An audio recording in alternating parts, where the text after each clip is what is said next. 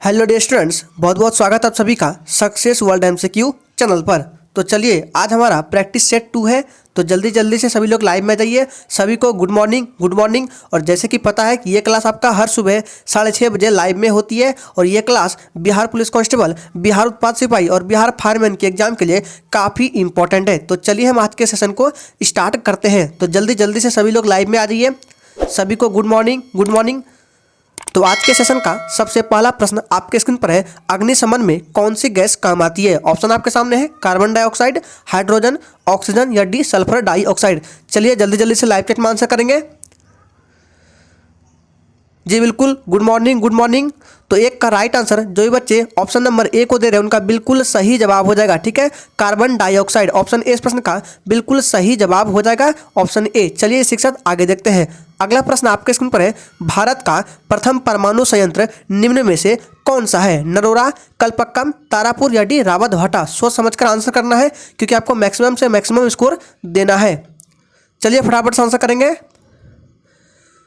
जी बिल्कुल, दूसरे का राइट आंसर जो भी बच्चे लाइव चैट में ऑप्शन नंबर सी को दे रहे हैं उनका बिल्कुल सही जवाब हो जाएगा तारापुर। और ये तारापुर आपका कहाँ है परमाणु संयंत्र? तो तारापुर परमाणु संयंत्र आपका कहाँ पर है? तो ये महाराष्ट्र में है और इसे यूएसए के सहयोग से स्थापित किया गया था। ध्यान दीजिएगा, तारापुर परमाणु संयंत्र आपका महाराष्ट्र में है और इसे यूएसए, ठीक है, यूएसए के सहयोग से स्थापित किया गया था। और रावत भाटा जो है ये राजस्थान में और इसे कनाडा के सहयोग से स्थापित किया गया था। चलिए शिक्षा आगे बढ़ते हैं। अगला प्रश्न आपके स्क्रीन पर है, एक लेंस की फोकस दूरी 25 सेंटीमीटर है, इसकी क्षमता क्या है? आंसर करेंगे जल्दी से।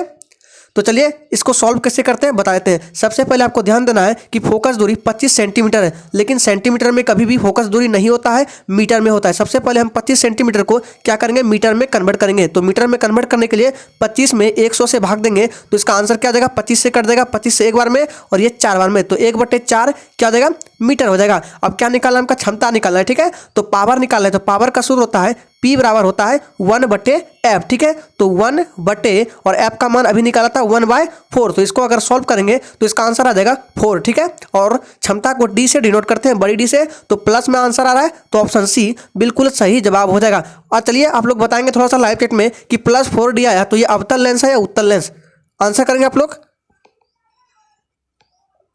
जी बिल्कुल, याद रखिएगा अगर प्लस में आपका क्षमता आता है तो ये आपका उत्तल लेंस होता है। ऑप्शन सी इस प्रश्न का बिल्कुल सही जवाब हो जाएगा, +4D। अगला प्रश्न आपके स्क्रीन पर है, फ्रांस की राज्य क्रांति किसके शासनकाल में हुई थी? आंसर करेंगे जल्दी से। और अगर आप चैनल पर पहली बार आए हैं तो चैनल को सब्सक्राइब करके और साथ में बेल आइकन को भी प्रेस कर लेंगे ताकि आपको इसी तरह के इंपॉर्टेंट क्लास मिस ना हो। तो चलिए चौथे का जो भी बच्चे लाइव चैट में ऑप्शन नंबर बी को दे रहे हैं उनका बिल्कुल सही जवाब हो जाएगा लुई 16वां। ठीक है, फ्रांस की राज्य क्रांति लुई 16वां के शासनकाल में हुई थी। और कब हुई थी? तो 1789 ईस्वी में। इस डेट को याद रखना है, 1789 ईस्वी में फ्रांस की राज्य क्रांति हुई थी। अगला प्रश्न आपके स्क्रीन पर है, 2011 की जनगणना के अनुसार भारत में सबसे अधिक बोली जाने वाली भाषा कौन सी है? आंसर करेंगे। तो ध्यान दीजिए, भारत में सबसे अधिक बोली जाने वाली भाषा हिंदी है। ठीक है, क्या है? हिंदी है, लेकिन ऑप्शन में हिंदी नहीं है। दूसरे स्थान पर आपका आता है कौन सा? बंगाली। ठीक है, तो इसलिए ऑप्शन डी इस प्रश्न का बिल्कुल सही जवाब हो जाएगा। अगर हिंदी रहता तो हिंदी को टिक करते, इसलिए राइट आंसर आपका ऑप्शन डी हो जाएगा, बंगाली। ठीक है, बंगाली दूसरे नंबर पर आता है। चलिए इस साथ आगे देखते हैं। अगर आपको इस सेशन अच्छा लग रहा है तो दिल से एक बार सेशन को लाइक कर देंगे और इस सेशन को अपने सभी दोस्तों के साथ एक बार शेयर करेंगे।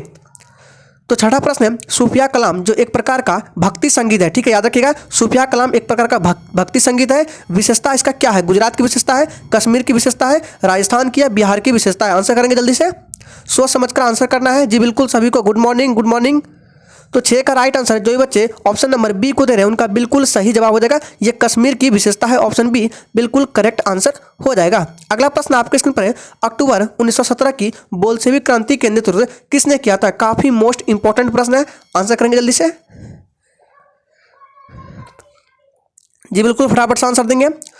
तो इसका राइट आंसर जो भी बच्चे लाइव चैट में ऑप्शन नंबर बी को दे रहे हैं उनका बिल्कुल सही जवाब हो जाएगा लेनिन। ठीक है, 7 का राइट आंसर बी के साथ चला जाएगा। और ये जो क्रांति है बोल्शेविक क्रांति ये रूस से संबंधित है। ठीक है, किससे? रूस देश से संबंधित है। चलिए आगे देखते हैं। अगला प्रश्न आपके स्क्रीन पर है, निम्न में से कौन सा कर प्रत्यक्ष कर नहीं है? काफी इंपॉर्टेंट प्रश्न, आंसर करेंगे आयकर, निगम कर, बिक्री कर या संपत्ति कर? चलिए आंसर करेंगे जल्दी से।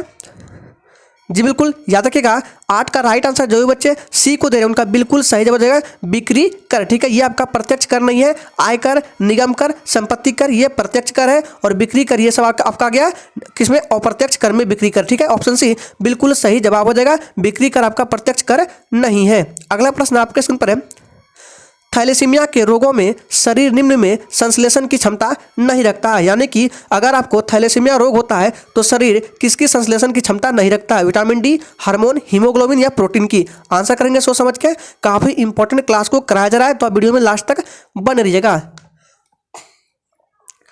तो चलिए 9 का राइट आंसर जो बच्चे सी को दे रहे हैं उनका बिल्कुल सही जवाब हो जाएगा हीमोग्लोबिन, ऑप्शन सी बिल्कुल करेक्ट आंसर हो जाएगा। चलिए इसी के साथ आगे बढ़ते हैं। अगला प्रश्न आपके स्क्रीन पर है, भारत के चौथे राष्ट्रपति कौन थे। आंसर करेंगे कतई जहर प्रश्न, इंपॉर्टेंट भी आंसर करेंगे जल्दी से। डॉक्टर जाकिर हुसैन, नीलम संजीव रेड्डी, ज्ञानी जैल सिंह या डी वीवी गिरी। चलिए सोच समझ का आंसर करेंगे, भारत के चौथे राष्ट्रपति। जी बिल्कुल 10 का राइट आंसर जो भी बच्चे डी को दे रहे हैं उनका बिल्कुल सही जवाब हो जाएगा वीवी गिरी। ठीक है, चौथे राष्ट्रपति कौन थे, वीवी गिरी। अच्छा बताएंगे प्रथम कौन थे, तो बताते हैं आपका फर्स्ट था कौन, चलिए हम बोल रहे हैं सुनते जाइए सिर्फ। फर्स्ट आपका राजेंद्र प्रसाद था, सेकंड आपका सर्वपल्ली राधाकृष्णन था, तीसरे नंबर पर डॉक्टर जाकिर हुसैन और चौथे नंबर पर वीवी गिरी आता है। ऑप्शन डी इस प्रश्न का बिल्कुल सही जवाब हो जाएगा। अगला प्रश्न आपके स्क्रीन पर है, दल बदल विरोधी अधिनियम किस वर्ष लागू किया गया। काफी मोस्ट इंपॉर्टेंट प्रश्न है, आंसर करेंगे जल्दी से। जी ये तीनों एग्जाम के लिए काफ़ी इंपॉर्टेंट है, Bihar police constable, Bihar fireman और बिहार उत्पाद सिपाही के लिए। बिहार पुलिस कांस्टेबल की वैकेंसी अभी आई नहीं है, आने वाला है, जनवरी के लास्ट वीक तक आ सकता है। चलिए 11 का राइट आंसर जो ये बच्चे लाइव चैट में क्या कर रहे हैं, ऑप्शन नंबर ए को 11 का, ये उनका बिल्कुल सही जवाब हो जाएगा 1985 ईस्वी में। ठीक है, और याद रखिएगा ये 52वें संविधान संशोधन के तहत हुआ था दल विरोध। ठीक है, विरोधी अधिनियम कौन से, 52वें संविधान संशोधन, और ये 52वें संविधान संशोधन आपका 1985 में हुआ था। अगला प्रश्न आपके स्क्रीन पर है, निम्नलिखित में से कौन शरीर में विटामिन डी बनाता है। आंसर करेंगे यकृत, अमाशय, त्वचा या डी मस्तिष्क।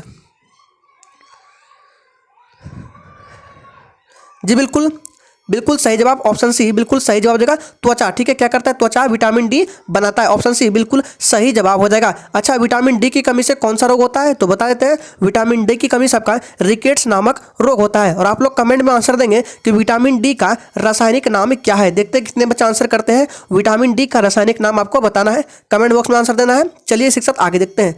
अगला प्रश्न है, यूनेस्को का मुख्यालय कहाँ स्थित है। आंसर करेंगे जल्दी से, ऑप्शन को सही से पढ़िए। अगर आपने अभी तक सेशन को लाइक नहीं किया है तो प्लीज सभी लोग सेशन को दिल से लाइक कर देंगे। तो 13 का राइट आंसर आपका जो भी बच्चे ऑप्शन नंबर बी को दे उनका बिल्कुल सही जवाब हो जाएगा पेरिस फ्रांस। ठीक है, याद रखिएगा क्या देगा, पेरिस फ्रांस। यूनेस्को का मुख्यालय आपका पेरिस फ्रांस में। ठीक है, ऑप्शन बी इस प्रश्न का बिल्कुल सही जवाब हो जाएगा। और यूनेस्को की स्थापना बता देते हैं, याद रखिएगा यूनेस्को की स्थापना आपका 1945। ठीक है, कौन सा 1945 ईस्वी में हुआ था यूनेस्को का स्थापना। ठीक है, यूनेस्को की स्थापना 1945। अगला प्रश्न स्क्रीन पर है, विश्व पर्यावरण दिवस कब मनाया जाता है। आंसर करेंगे 5 अक्टूबर को, 5 जुलाई को, 5 जून को या डी 7 अप्रैल को। और आप लोग सेशन के लास्ट में कमेंट बॉक्स में अपना स्कोर जरूर देंगे कि आपका कितना प्रश्न सही हुआ है। जी बिल्कुल 14 का राइट आंसर आपका ऑप्शन चला देगा सी के साथ। ठीक है, क्या जाएगा 5 जून को विश्व पर्यावरण दिवस मनाया जाता है, ऑप्शन सी बिल्कुल करेक्ट आंसर हो जाएगा। अगला प्रश्न स्क्रीन पर है, गुट निरपेक्ष आंदोलन की स्थापना से कौन नहीं जुड़ा है। आंसर देंगे, यहाँ देखिए यह लिखा है कि गुट निरपेक्ष आंदोलन की स्थापना से नहीं जुड़ा पूछ रहा है। आंसर आपको सोच समझकर करना है। चलिए आंसर करेंगे जल्दी से। जी बिल्कुल 15 का जो भी बच्चे लाइव चैट में ऑप्शन नंबर डी को दे रहे हैं उनका बिल्कुल सही जवाब हो जाएगा वेंजीर भुट्टो। ठीक है, गुट निरपेक्ष आंदोलन से जवाहरलाल नेहरू जुड़े थे, मार्शल टिटो भी जुड़े थे, कर्नल नसीर भी जुड़े थे, लेकिन वेंजीर भुट्टो नहीं जुड़े थे। और गुट निरपेक्ष की स्थापना 1961 में हुई थी। ठीक है, याद रखिएगा कौन सा 1961 ईस्वी में, याद रखिएगा। अगला प्रश्न आपके स्क्रीन पर है, भारत में पुर्तगालियों का पहला वायसराय कौन था। आंसर करेंगे जल्दी से, सही से ऑप्शन को पढ़िए, आंसर करेंगे जल्दी से। जी बिल्कुल 16 का जो भी बच्चे ऑप्शन नंबर क्या दे रहे हैं, बी को, उनका बिल्कुल सही जवाब हो जाएगा फ्रांसिस्को द अल्मेडा। ठीक है, ऑप्शन बी बिल्कुल सही जवाब हो जाएगा। अच्छा पुर्तगालियों से एक चीज याद आ रहा है तो बताएंगे कि वास्को डी गामा कौन थे, तो याद रखिएगा वास्को डी गामा आपका पुर्तगाली थे। ठीक है, और ये 1498 ईस्वी में भारत आए थे। ठीक है, याद रखिएगा वास्को डी गामा पुर्तगाली थे और 1498 ईस्वी में भारत आए थे। ठीक है, और बताएंगे कि पुर्तगाली जो थे, पुर्तगाली ने अपना पहली कोठी कहाँ स्थापित की थी। आंसर करेंगे जी बिल्कुल, कोचीन में स्थापित की थी। ठीक है, याद रखिएगा, पुर्तगाली ने अपना पहला कोठी कोचीन में स्थापित की थी, याद रखिएगा। अगला प्रश्न आपके स्क्रीन पर है, नवंबर 2020 में नीतीश कुमार ... कितने बार बिहार के मुख्यमंत्री बने? काफी मोस्ट इंपॉर्टेंट प्रश्न, आंसर करेंगे। जी बिल्कुल, इसका राइट आंसर जो भी बच्चे 17 का सी दे रहे हैं उनका बिल्कुल सही जवाब हो जाएगा 7वें बार। ठीक है, ऑप्शन सी बिल्कुल करेक्ट आंसर हो जाएगा। पहली बार कब बने थे? तो बताए थे पहली बार नीतीश कुमार 2000 ईस्वी में मुख्यमंत्री बने थे, मात्र 7 दिनों के लिए। काफी इंपॉर्टेंट है, याद रखिएगा। अगला प्रश्न है, स्वराज पार्टी का प्रथम सम्मेलन कहाँ हुआ? अहमदाबाद, इलाहाबाद, लाहौर या डी लखनऊ में?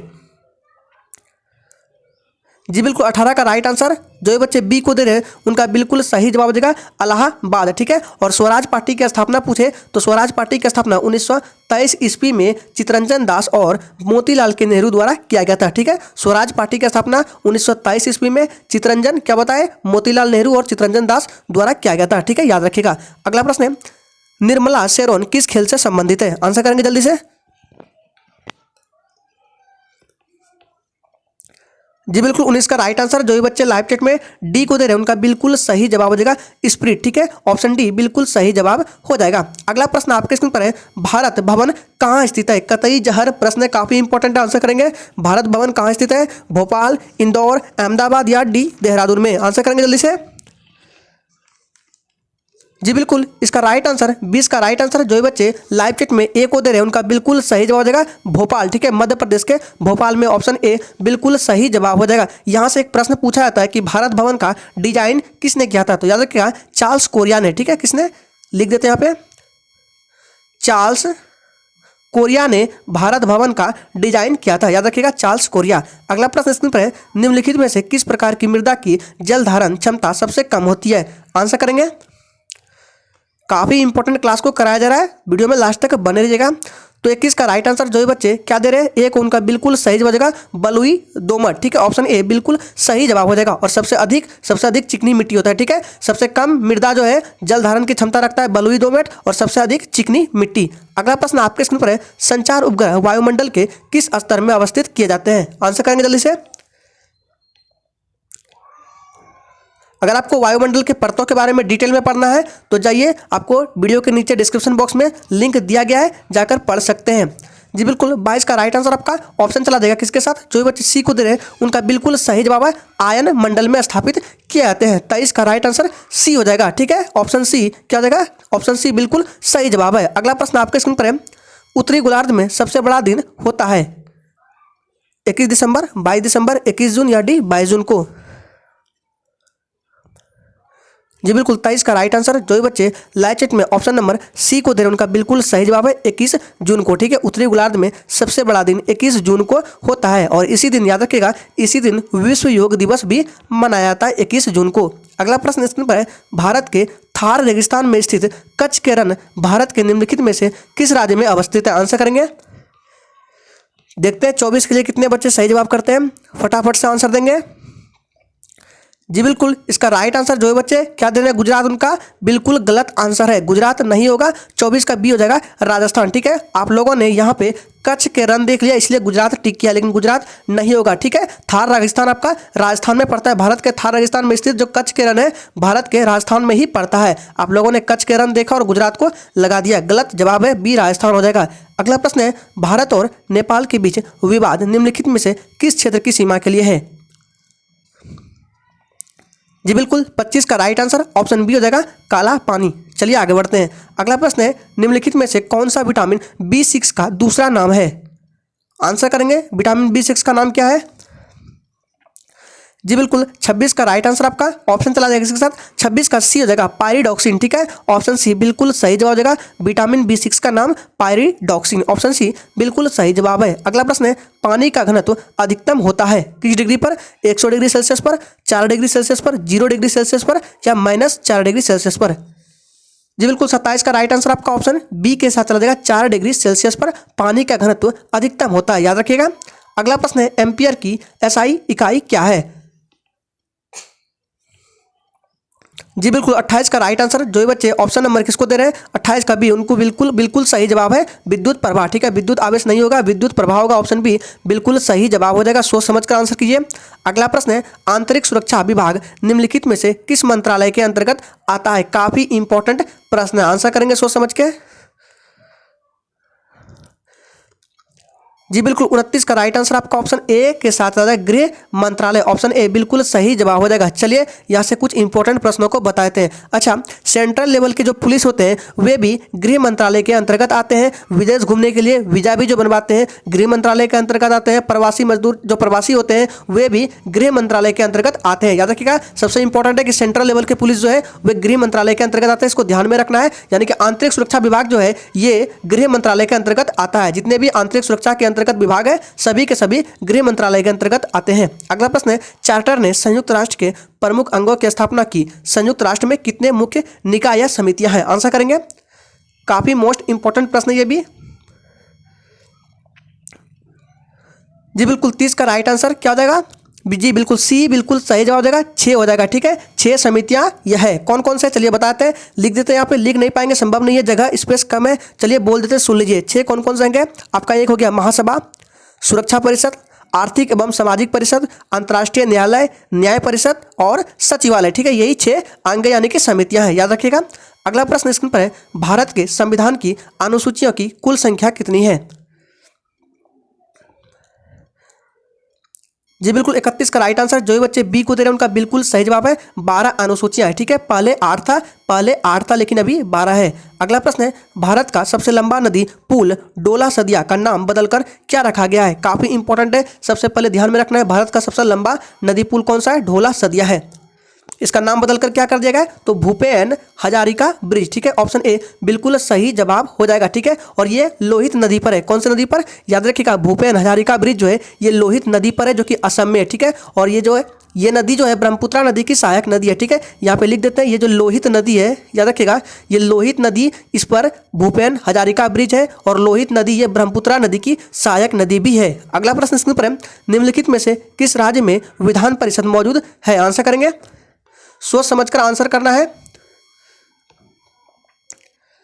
तो चलिए 33 का राइट आंसर आपका ऑप्शन चला देगा किसके साथ? उत्तर प्रदेश। ठीक है, ऑप्शन इस प्रश्न का बिल्कुल सही जवाब है। तमिलनाडु में नहीं है, पश्चिम बंगाल में नहीं है, केरल में भी नहीं है। चलिए बताते हैं किस किस राज्य में। तो विधान परिषद अभी जो है 6 राज्यों में मौजूद है। कौन कौन से राज्य? चलिए बताते हैं। लिखना चाहते हैं लिख सकते हैं।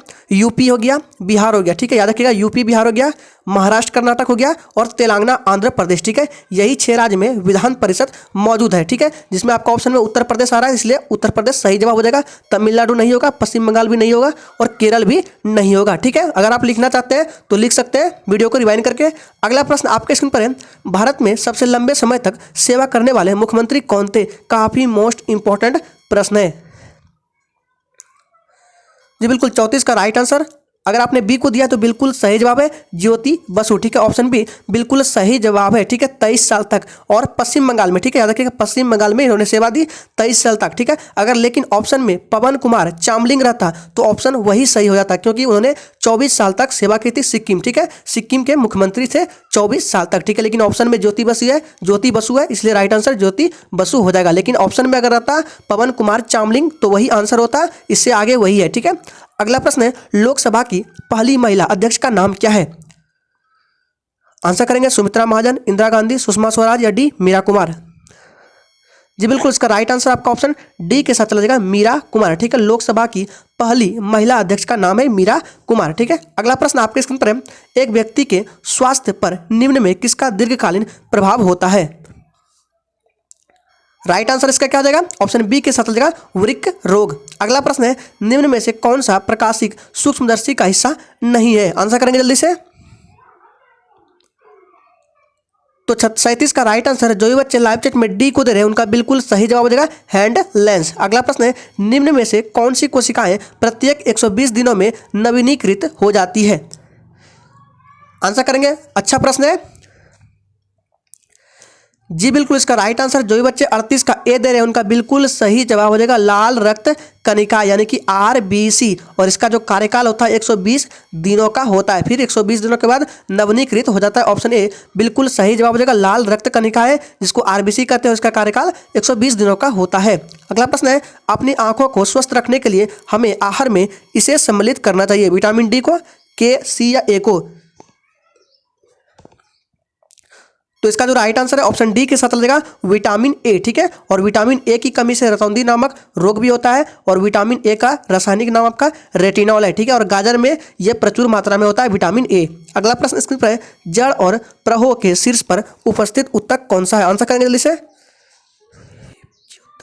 जी बिल्कुल, इस प्रश्न का राइट आंसर ऑप्शन सी के साथ लगेगा विभज्योतक उत्तक। ऑप्शन सी बिल्कुल करेक्ट आंसर हो जाएगा। अगला प्रश्न है, परिपथ से होकर प्रवाहित होने वाली धारा के मापन में प्रयुक्त होने वाले यंत्र को क्या कहते हैं? आंसर करेंगे।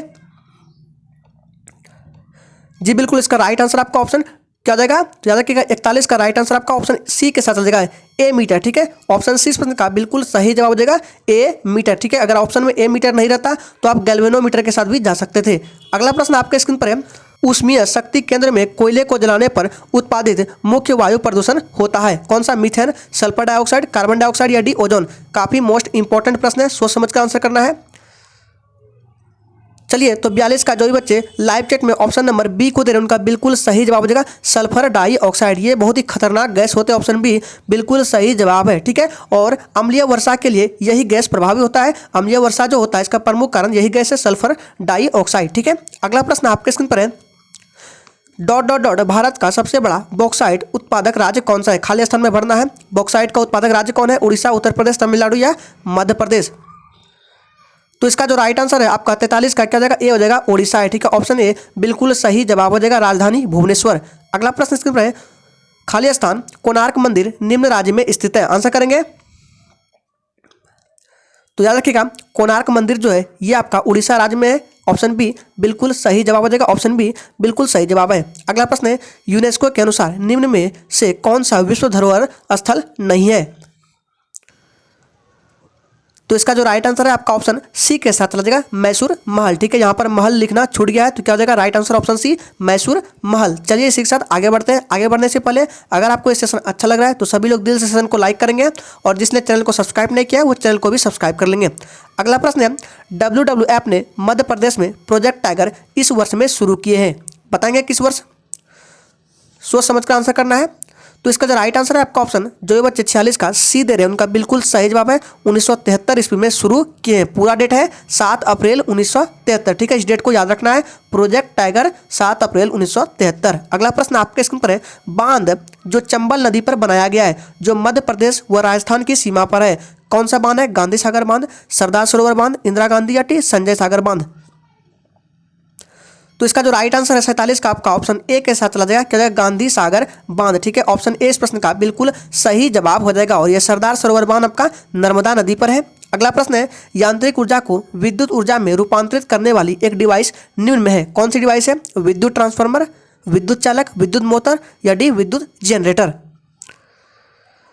जी बिल्कुल, 48 का राइट आंसर जो भी बच्चे ऑप्शन डी को दे रहे हैं उनका बिल्कुल सही जवाब हो जाएगा विद्युत जनरेटर। ठीक है, अगर ध्यान दीजिए यहाँ पर उल्टा कर दिया था, लिख देता विद्युत ऊर्जा से यांत्रिक ऊर्जा। ठीक है, तो विद्युत से यांत्रिक आपका विद्युत मोटर हो जाता है। ठीक है, ऑप्शन सी। हालांकि इस प्रश्न का राइट आंसर आपका ऑप्शन डी के साथ चलेगा विद्युत जनरेटर। अगला प्रश्न है, आंख में प्रवेश करने वाले प्रकाश की मात्रा को इसके द्वारा नियंत्रित किया जाता है कॉर्निया, नेत्रलेंस, पक्षमाभिकी या डी आइरिस के द्वारा? तो 49 का राइट आंसर क्या हो जाएगा? आंसर करेंगे जल्दी से।